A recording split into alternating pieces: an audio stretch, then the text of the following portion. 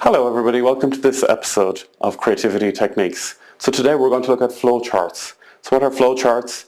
They're a graphical way of representing a series of instructions. Flowcharts have been really around since the 1920s and used by engineers, mechanical engineers and people like that, although in recent years computer scientists really have taken charge of them. Here are the kinds of symbols you typically see in a flowchart. You've got your terminal, your input-output, your decision and your process.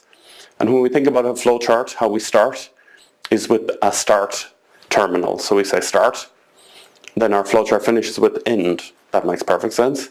If we want to say things need to follow a sequence, we call that sequence. And in a flowchart we'd have a start, we might have a few activities or statements, and then we'd finish with end.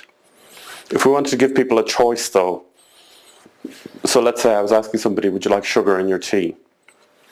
They either want sugar in their tea or they don't. If they do, we do one activity. If they don't, we do a different one. We might call this selection. So a flowchart for that would be start. Do they want sugar in their tea?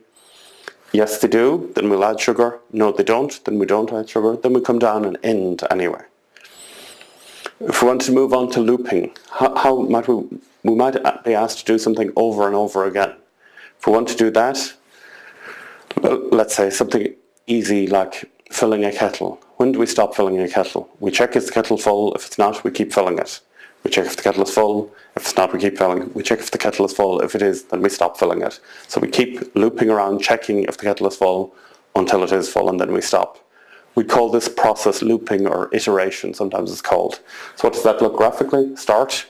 Is the kettle full? No. We go back up and check is the kettle full again. Keep going until we find it is full and then we end. So that's a very simple representation of those kinds of diagrams. Very useful, I think, for computer programs, for graphics designers, and even for website designers. That kind of language can be helpful to explain it to other people. Thanks very much. We'll see you on the next episode.